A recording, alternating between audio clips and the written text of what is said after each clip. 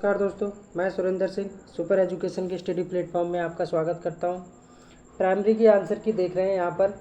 मनोविज्ञान के 30 क्वेश्चन की आंसर की मैं डाल चुका हूं, मैथ के 30 क्वेश्चन की आंसर की डाल चुका हूं और अब इसी सीरीज़ में पर्यावरण अध्ययन की आंसर की देखते हैं 30% की। 61 से चालू हो रहा है पहला प्रश्न। रामा प्रत्येक शाम को अपने दोस्तों के साथ क्रिकेट खेलता है। वह क्रिकेट खेलने से कौन सी ऊर्जा का उपयोग करता है? तो इसका सही आंसर हो जाएगा मांसपेशी ऊर्जा का। 62 क्वेश्चन का आंसर हो जाएगा बोरा चावल। असम में खाए जाने वाले चावलों में ये बोरा चावल इसका सही आंसर हो जाएगा।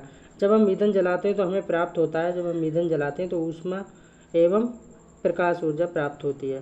सांपों के बारे में निम्नलिखित कथनों पर विचार कीजिए तथा निम्नलिखित गलत प्रश्न को बताइए। गलत पूछ रहा है निगेटिव, तो आपका आंसर हो जाएगा वे अपने शिकार को चबाकर खाते हैं, जो कि ये गलत है। गुजरात के सापेक्ष उत्तर प्रदेश और आंध्र प्रदेश की क्रमशः स्थिति क्या है? स्थिति पूछ रहा है करंट उसकी, तो उत्तर पूर्व और दक्षिण पूर्व इस प्रश्न का आंसर हो जाएगा।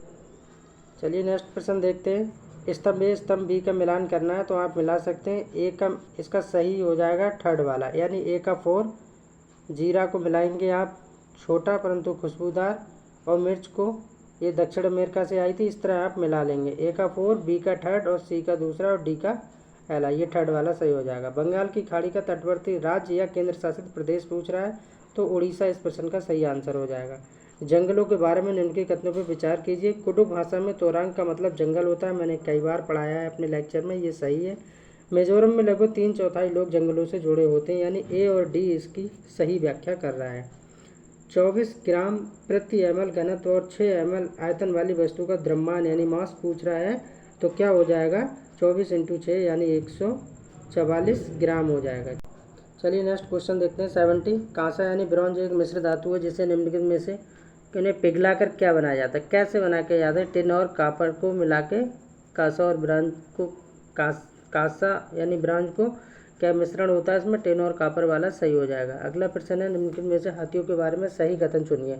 तो हाथी के बारे में जो फैक्ट दिए गए हैं उसमें कौन सा सही है? हाथी कीचड़ और पानी में खेलना बहुत पसंद करते हैं, बिल्कुल सही बात है इसका। और डी, हाथी बहुत अधिक आराम नहीं करते हैं, वे दिन में 2 से 4 घंटे ही सोते हैं, यानी ये वाला सही हो जाएगा सी और डी। अगला है बिहार राज्य के लोगों के लिए निम्नलिखित में से मधुमक्खी पालन की डेट क्या होगी? 72 का सही आंसर हो जाएगा अक्टूबर से दिसंबर, सेकेंड।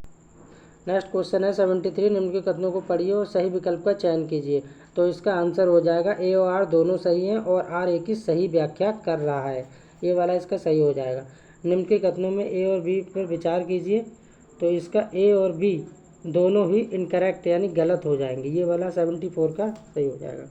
75 में देखेंगे पौधों के निम्नलिखित मुख्य कार्यों पर विचार कीजिए तो ओनली बी और सी सही हो जाएगा, ओनली बी और सी सही हो जाएगा इस प्रश्न का आंसर। चलिए नेक्स्ट 76 क्वेश्चन देखते हैं। निम्नलिखित कथनों को पढ़िए और सही विकल्प का चयन कीजिए। तो इसका सही आंसर हो जाएगा ए और आर दोनों सही हैं और इसकी व्याख्या भी सही कर रहा है, ये वाला सही हो जाएगा। 77 में देखते हैं एक ईवीएस शिक्षक कक्षा में एक प्रयोग प्रदर्शित करता है जिसमें एक अंडा पानी के गिलास में डूब जाता है लेकिन पानी में नमक मिलाने पर तैरता है। विद्यार्थियों की पूछताछ के लिए वे निम्नलिखित में से कौन सी सबसे उपयुक्त व्याख्या दे सकती है? तो इसका राइट आंसर हो जाएगा पानी के घनत्व के कारण ऐसा हो रहा है कि अंडा पानी में डूब जाता है। 78 क्वेश्चन देखते हैं। एक ईवीएस शिक्षक को योगात्मक मूल्यांकन के लिए प्रश्न पत्र तैयार करते समय डॉट डॉट पर बल देना चाहिए, तो इसका सही आंसर हो जाएगा प्रश्न पत्र की सामग्री कवरेज और उद्देश्य के लिए ये सही होगा। नेक्स्ट क्वेश्चन देखते हैं 79 ईवीएस के एक रचनात्मक आकलन की बात कर रहा है तो रचनात्मक में ए और सी सही हो जाएगा, ए और सी, तो यानी ये वाला सीखने के लिए आकलन और अधिगम के रूप में आकलन, यानी ए और सी सही हो जाएगा।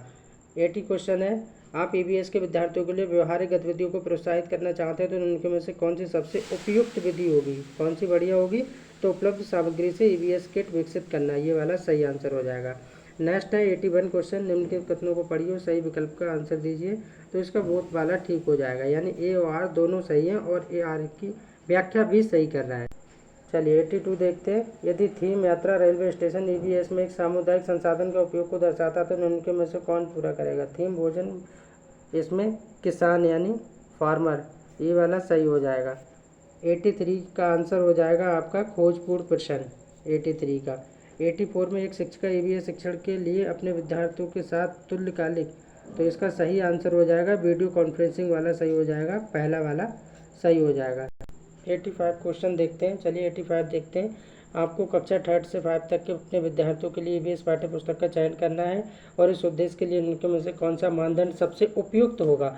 तो पहला वाला ही सबसे उपयुक्त होगा। पाठ्य पुस्तक बाल उन्मुख होनी चाहिए, यानी बच्चे के प्रति होना चाहिए, तथा लिंग, जाति, वर्ग और धर्म के आधार पर किसी भी रूढ़िवादिता या अपमानजनक व्यवहार से रहित होनी चाहिए। ये बिल्कुल सेंटेंस जो दिया है वो बिल्कुल करेक्ट है, यही सही होगा। 86 का देखते हैं। निम्नलिखित कथनों को पढ़िए और सही विकल्प का चयन कीजिए। तो इसका सही आंसर हो जाएगा ए सही है, परंतु आर गलत है। इसमें जो कथन दिया है प्राथमिक स्तर पे EVS में विषयों के बजाय थीम है, ये सही है, परंतु आर गलत है। 87 क्वेश्चन को देखते हैं। कक्षा 3 के विद्यार्थियों के लिए EVS में निम्नलिखित में से कौन से सीखने का परिणाम अधिगम प्रतिफल नहीं है, यानी नेगेटिव में पूछ रहा है, नहीं में, तो इसका सही आंसर हो जाएगा सेकंड वाला सही हो जाएगा। अच्छे और बुरे स्पर्श पर अपनी राय व्यक्त करना, ये वाला सही हो जाएगा। चलिए इसी सीरीज में नेक्स्ट क्वेश्चन देखते हैं। 88 क्वेश्चन देखते हैं। निम्नलिखित में से कौन सा विकल्प कक्षा 1 से 5 तक के EVS पढ़ाने का एक मुख्य उद्देश्य है। तो मुख्य उद्देश्य कौन सा है? शिक्षार्थियों को कक्षा के अधिगम को स्कूल के बाहर के जीवन से जोड़ने में मदद करना।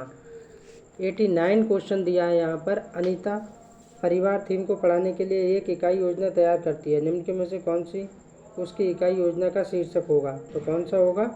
पहला वाला सही होगा। परिवार, संबंध, लिंग, भूमिकाएं, व्यवसाय, बदलते समय में सामाजिक सांस्कृतिक इकाई के रूप में, ये वाला सही हो जाएगा। और लास्ट क्वेश्चन है श्रीमती शीतल EVS की विभिन्न अवधारणाओं को, तो इसका सही आंसर जो हो जाएगा ACD सही हो जाएगा, ये वाला सही हो जाएगा। यानी पहला सही है, C सही है और D सही है।